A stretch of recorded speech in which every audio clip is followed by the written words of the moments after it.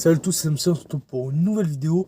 Aujourd'hui, là, je suis dans mon Peugeot 3008, le fameux, je pense que vous le connaissez sur la chaîne, je le poste régulièrement sur Insta. Hier, je voulais poster en story le kilométrage. Aujourd'hui, on se retrouve pour une vidéo.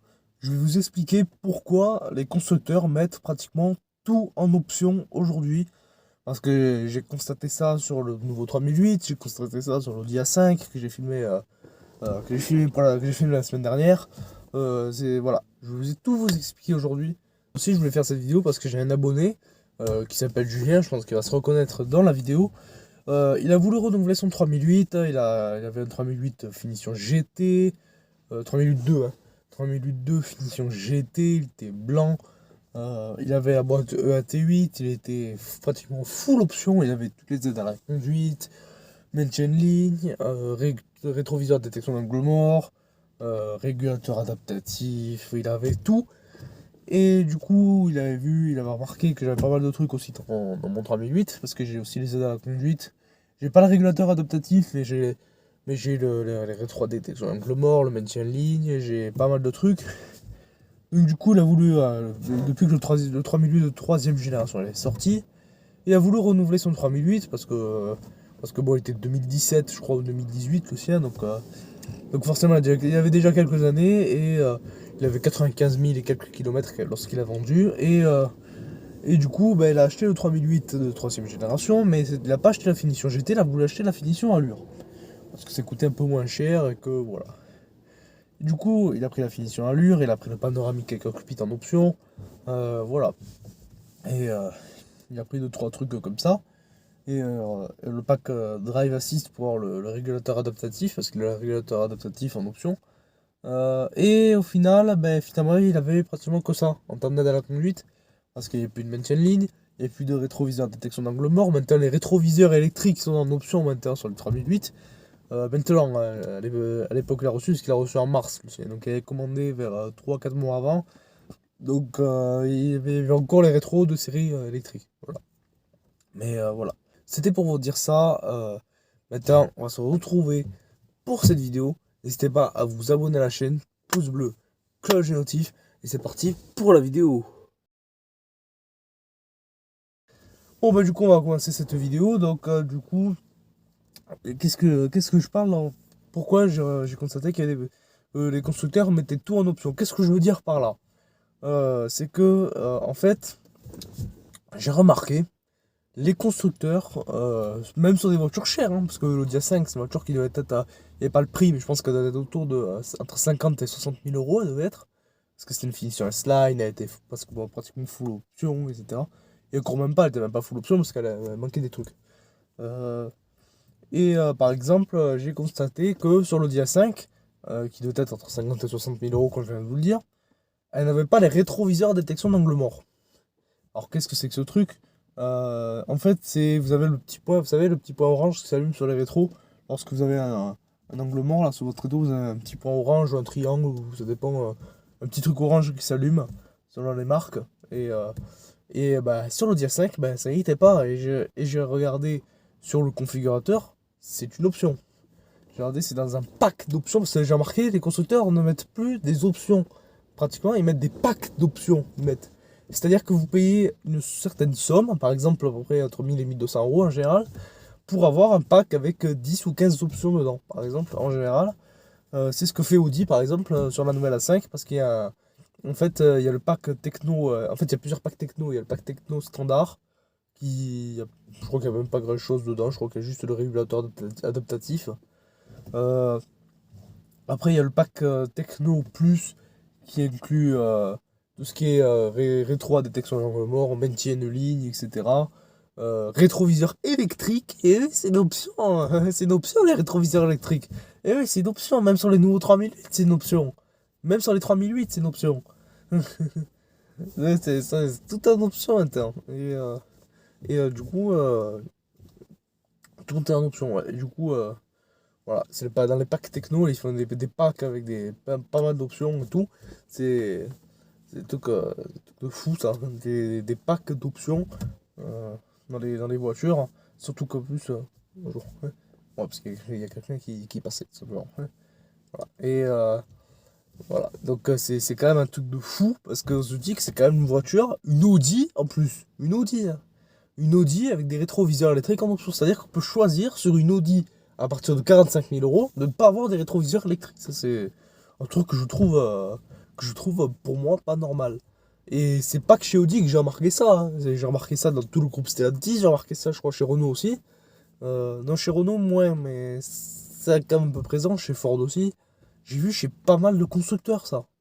Parce qu'il y en a plein qui ont pensé que je critique un constructeur ou deux constructeurs. Et non, c'est une mode qui se fait pratiquement partout aujourd'hui, qui est en train de se répandre petit à petit. Et qui, en fait, mais ben, voilà. C'est le truc que je suis pas trop fan. En fait, par exemple, voilà, c'est quand même un truc de fou. Je vais vous montrer un peu, hein.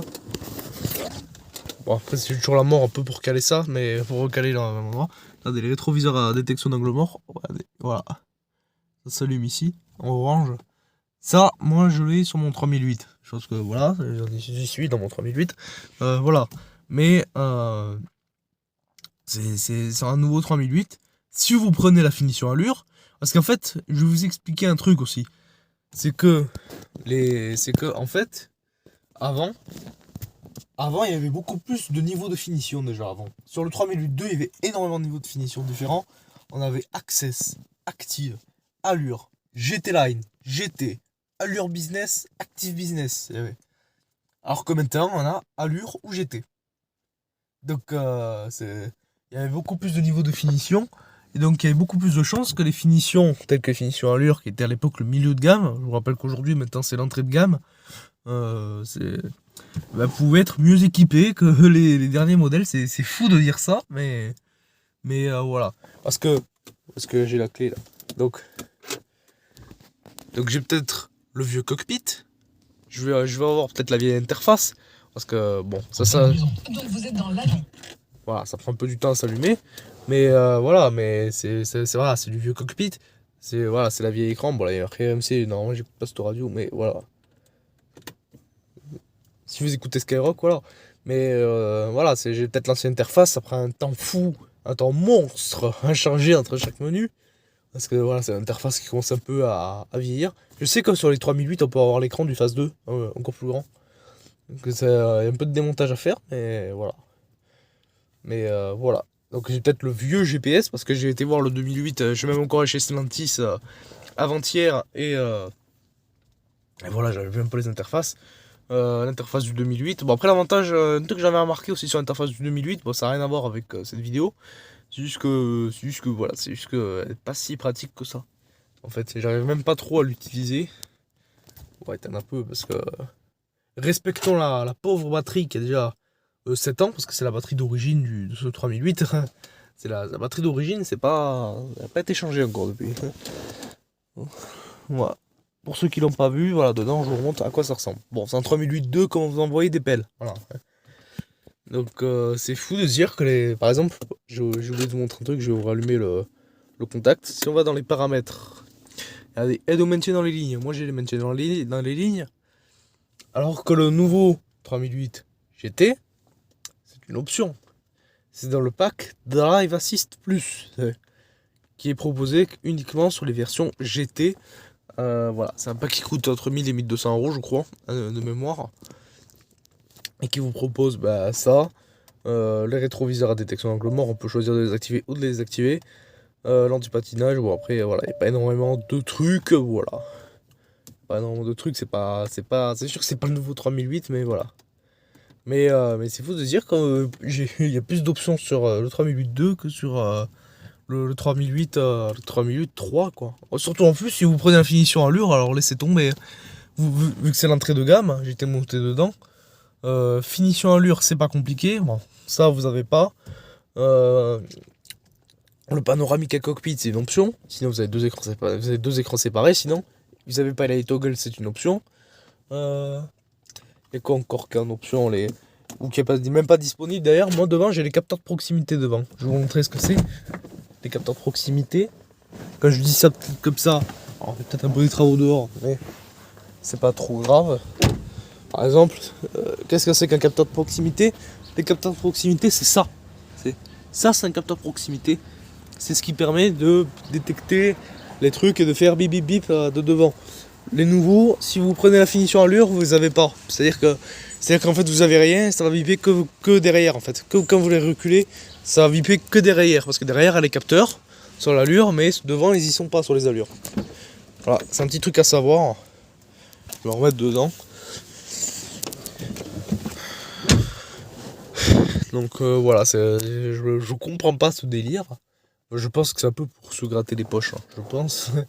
Voilà, bon, je vais un peu recaler mon téléphone là, ça te la mort, hein, mais c'est pas grave. Bon, attention, je vais couper, hein, mais voilà. Donc voilà, dites-moi ce que vous en pensez, le fait que pas mal de constructeurs mettent ce genre d'équipement en option. Donc voilà. Après, j'avais vu que Peugeot, ils avaient également baissé la gamme de leur sellerie parce que on avait la sellerie Usiris qui était pas mal chez Peugeot sur les finitions allure. Maintenant, avant, en fait, je vais vous expliquer un truc. Chez Peugeot, quand le 3008 troisième génération a été lancé, il y avait, en tout cas pour les finitions GT, la sellerie TAP Alcantara de série et le cuir véritable. Maintenant, ça a complètement changé parce que le cuir véritable, ils l'ont enlevé. Dommage d'ailleurs, parce que j'aimais bien ce cuir véritable. En plus, c'était super confortable. N'hésitez pas à aller voir ma vidéo sur le 3008 GT là. C'est la vidéo la plus vue de la chaîne. 18 000 vues déjà. Ouais. Et il y avait cette sellerie dedans. C'était d'un confort. Franchement, je pense que si vous cherchez un 3008 GT, prenez-en d'occasion qu'à cette option parce que c'est le cuir véritable. En plus, il est chauffant, ventilé, maçon. C'est une tuerie dedans. Ouais. Et voilà. Et du coup, ce que je disais, c'est que voilà, pour les selleries, avant on avait le tissu Usiris, on avait chez Peugeot. Maintenant, on a le tissu Crispy qui est peut-être plus bas de gamme maintenant sur les allures, parce que le tissu Usiris, ils l'ont mis sur la finition GT pour avoir la sellerie de base du GT en fait. C'est-à-dire que la sellerie qui auparavant était sur l'allure se retrouve sur la finition GT en tant que sellerie d'entrée de gamme, sellerie de base sur le GT, parce que en fait, vu que le cuir véritable a été enlevé, ils ont gardé toujours la sellerie TAP Alcantara, mais il faut le prendre en option, du coup. Avant, c'était de série, parce qu'on avait le cuir véritable, maintenant, ils ont changé. On a le tissu Usiris qui est sur le GT, de base, sur le GT. Et maintenant, on a le tissu Crispy qui est peut-être plus bas de gamme que ce qu'était avant. Ça, c'est un peu dommage, j'ai pas vu dedans, mais je sais pas ce que ça vaut autant de confort, cette sellerie, mais je pense que ce sera peut-être moins bien que celui-ci, ou que ce 3008-2, ou peut-être que même que la sellerie qu'on avait avant, la sellerie Usiris. Mais voilà, sur la sellerie Usiris, ça va à peu près. C'est pas ce qu'il y a de mieux. C'est vrai que l'allure, autant le GT, je suis super bien dedans. Autant l'allure, je dis pas que c'est inconfortable. On est pas mal, mais on sent qu'ils ont plus investi pour le GT, je pense. Hein. On sent qu'ils ont plus investi pour le GT. Donc voilà, je trouve ça un peu dommage le fait de monter en gamme, de monter les prix et au final d'enlever des options qu'on avait de série, alors que finalement on aurait pu avoir pour le prix parce que le 3 j'étais monté dans un 3008 allure noir chez Peugeot, je vous mets les photos, il était à 39 690 €, il était 39 690 €, un petit peu plus cher que le prix de base parce qu'il avait le panoramique avec cockpit, voilà. Et il était neuf, il avait 10 km. Et voilà quoi. 9-10 km. Et pourtant, il n'y avait pas grand chose en fait.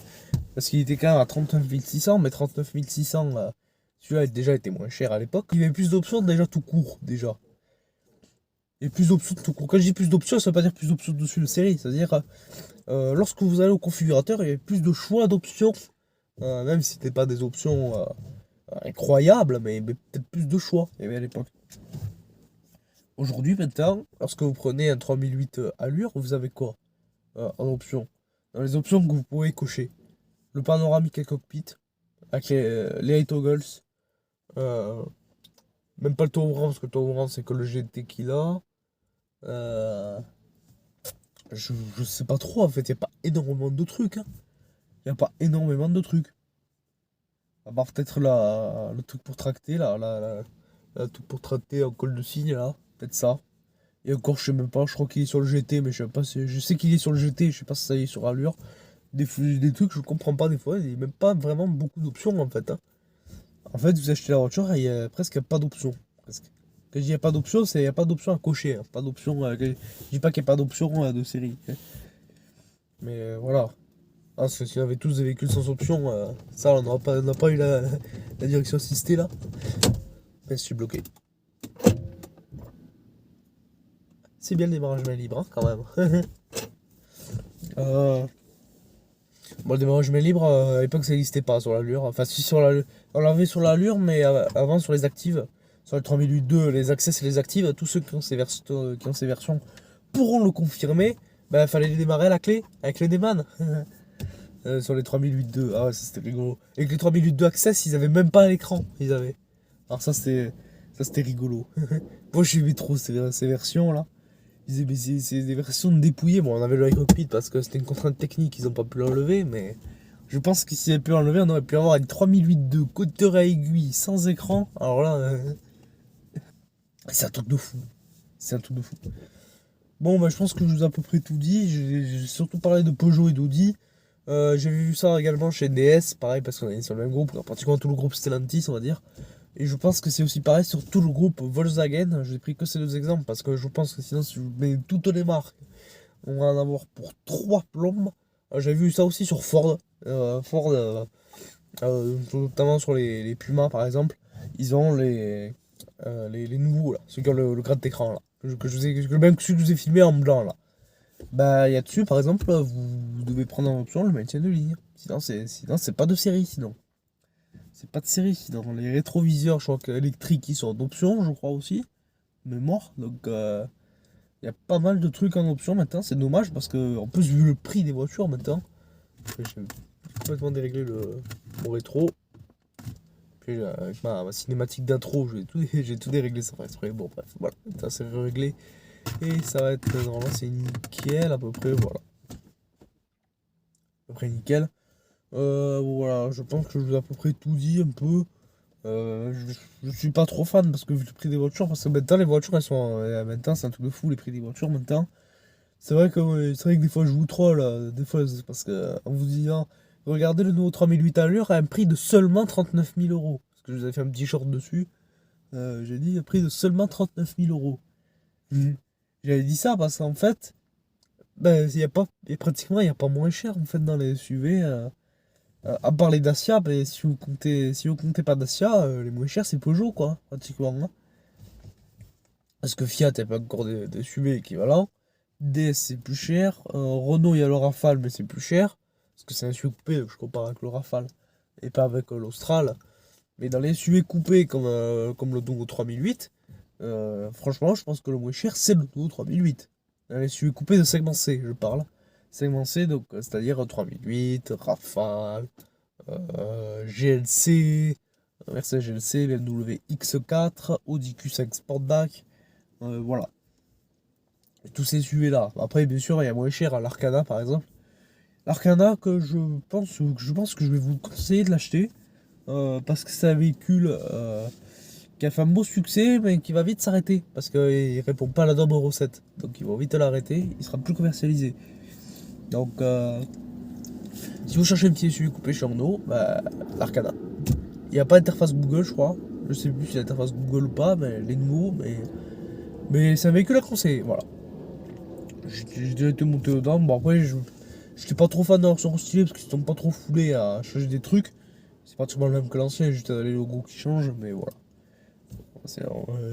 Bon, sinon, je pense qu'on va arrêter là parce que je trouve que ça va partir un peu trop loin. Je pense que je vais vite m'éloigner du sujet, donc ça sert un peu à rien. Je pense que j'ai tout expliqué. Je pense que leur but, déjà, je pense qu'il y a deux buts même.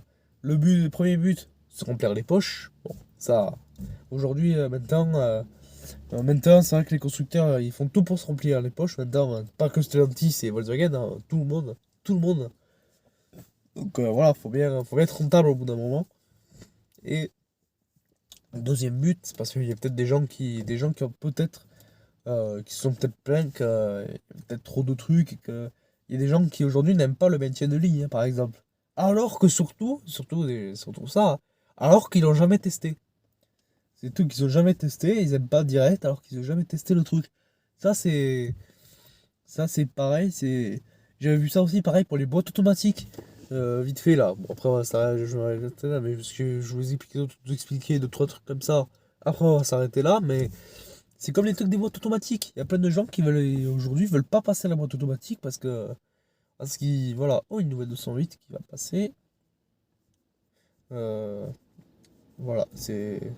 On repère la Nera, elle est magnifique. Elle n'a pas marqué hybride, donc c'est l'ancien moteur 3 cylindres. C'est le L2 turbo, mais c'est pas le nouveau. La chaîne. Ouais. C'est comme le truc des boîtes automatiques, c'est exactement la même chose. Il y a plein de gens qui veulent pas passer à la boîte automatique ils veulent garder la boîte méca, le contrôle de la boîte méca, alors qu'ils ont jamais testé la boîte auto. Ils connaissent pas la boîte auto. Moi j'ai connu la boîte auto parce que déjà c'est technologique qui est en train de se répandre de plus en plus. Regardez les nouveaux 3008 par exemple, ils ne sont qu'en boîte automatique. Le Rafale n'est qu'en boîte automatique. Bon, de toute façon, le Rafale il est que hybride. Mais, voilà, mais pratiquement tout aujourd'hui est en boîte automatique, hein. La 308 GT par exemple, 308 GT, vous prenez n'importe quelle version de la GT, vous avez que des boîtes automatiques. Parce que bienvenue en 2024 les gars. Et j'avais conduit pas mal de voitures de sport. Bon, j'avais conduit F4, Ferrari F430, bon c'est des vieilles voitures, hein. F430, Gallardo, Boxster 987, que ce soit la version S ou la version de base. J'avais conduit ces voitures là qui étaient boîtes automatiques. Mais c'est des voitures qui sont superbes en fait. Bon, je dis ça, vous allez tous me dire, ouais, mais c'est des Porsche, c'est des Ferrari, mais sur une Peugeot, ça peut pas être terrible. Mais si, c'est bien en fait, sur une Peugeot, même sur des voitures classiques en fait. Même sur une 208, c'est bien d'avoir une moto automatique. Parce qu'au moins, on n'a plus besoin de passer les rapports. Vous avez votre pied gauche et les repos sur le repose-pied dédié à cet effet. Et vous avez que gérer l'accélérateur et le frein. C'est. Qu'est-ce qu'il y a de mieux? Qu'est-ce qu'il y a de mieux en fait? Encore, après ça dépend. Bon, ça dépend. Boîte méca sur une petite 208, je comprends. Mais sur un 3008, il y a 7 ans, comme celui-là, je veux bien. Mais en 2024. En 2024, donc voilà. C'est pour ça, voilà. Bon, on va s'arrêter là parce qu'on est en train de peu de s'éloigner un peu loin du sujet. Bon, ben, on va se retrouver pour une prochaine vidéo. N'hésitez pas à vous abonner à la chaîne, pouce bleu, cloche du notif. On se retrouve pour une prochaine vidéo. Et au revoir.